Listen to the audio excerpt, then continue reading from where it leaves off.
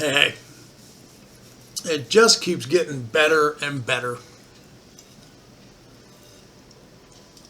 I am going to be reading directly from an article. It's posted online off time.com. And this article, this very big article of about 6,500 words, is also going to be included in the February 15th edition of their magazine. This is Time Magazine. It is titled The Secret History of the Shadow Campaign That Saved the 2020 Election. I'm going to be reading it directly off from the article, and then, of course, giving my 2 cents worth. Mr. X, thank you for the t-shirt. I finally got it. I wear it with pride. I'm just picking bits and pieces out. Like I said, this is a huge article. I'll put it in the link. I'll link it in the description. You can read it yourself. I recommend that you do. Before you read this article, make sure you put lots and lots of duct tape around your head, because anybody with a sense of right and wrong, or your head will explode, is what I'm trying to get at. All right, in the beginning, this is the article. Not the beginning of the article, but I'm reading from the article now. In a way, Trump was right. There was a conspiracy unfolding behind the scenes. One that both curtailed the protests and coordinated the resistance from CEOs.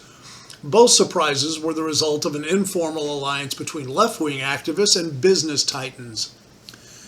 The pact was formalized in a terse, little noticed, joint statement of the U.S. Chamber of Commerce, big business, and the AFL-CIO, labor, published on Election Day, because there wasn't anything else going on and they wanted the coverage. Both sides come to see it as both sides would come to see it as a sort of implicit bargain, inspired by the summer's massive, sometimes destructive social justice protests, racial justice protests, in which the forces of labor come together with the forces of capital to keep the peace and oppose Trump's assault on democracy. The handshake between business and labor was just one component of a vast, cross-partisan campaign to protect the election, an extraordinary shadow effort dedicated not to winning the vote, but to ensuring it would be free and fair and credible and uncorrupted. For more than a year, that would be before a loosely organized coalition of operatives scrambled to shore up America's institutions as they came under simultaneous attack from a remorseless pandemic and an autocratically inclined president. Though much of this activity took place on the left, it was separate from the Biden campaign. It crossed ideological lines with crucial contributions from nonpartisan and conservative actors. The scenario the shadow campaigners were desperate to stop was not a Trump victory. It was an election so calamitous that no result would be discerned at all, a failure of the central act of democratic self-governance that has been a hallmark of America since its founding.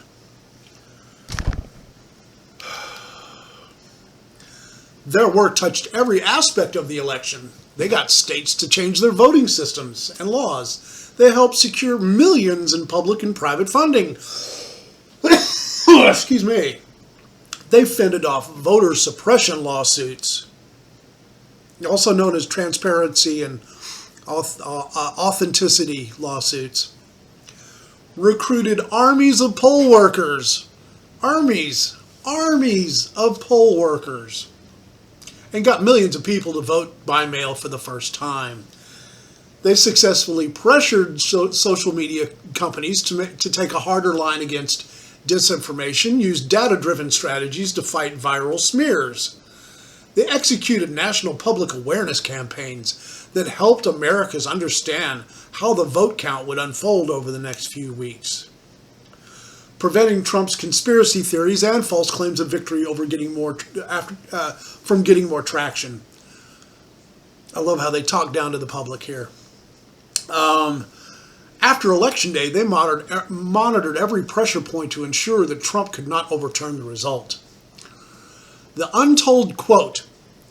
untold story of this election is the thousands of people in both parties who accomplished the triumph of American democracy at its very foundation, says Norm Eisen, a prominent lawyer and former Obama administration official who recruited Republicans and Democrats to the board of the Voter Protection Program. Skip down. Okay, I'll get back to the article in a second. I need to throw a flag here. Notice in this article and a lot of the propaganda out these days, well, for the last few years, really, they keep using the word democracy. Democracy, it's democratic, or it's against our democratic way, our democratic system. We're a republic. We are a representative constitutional republic, not a democracy. Democracy best defined as two wolves and a sheep voting on who's going to eat who. A republic better defined as that same sheep, well armed, saying, you guys can eat whatever you want, but it's sure as hell not going to be me. They love that term democracy. Every direct democracy going back eons has failed. We're a republic for a reason. Back to the article. This is the inside story of the conspiracy. Their word, not mine, YouTube. This is the inside story of the conspiracy to save the 2020 election, based on access to the group's inner workings, never before seen documents, and interviews with dozens of those involved from across the political spectrum. It is a story of an unprecedented, creative, and determined campaign whose success also reveals how close the nation came to disaster. Had they looked out the window lately? Quote, every attempt to interfere with the proper outcome of the election was defeated, says Ian Basson, a co-founder of Protect Democracy, a nonpartisan rule of law advocacy group. Continue quoting, but it's massively important for the country to understand that it doesn't just happen accidentally. The system didn't work magically. Democracy is not self-executing, close quote. I'm going to read that again. Every attempt to interfere with the proper outcome of the election was defeated. It is massively important for the country to understand that it didn't happen accidentally. The system didn't work magically. Democracy is not self-executing. Proper.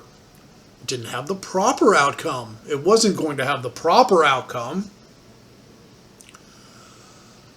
Continuing with the article here, that's why the participants want the secret history of the 2020 election told.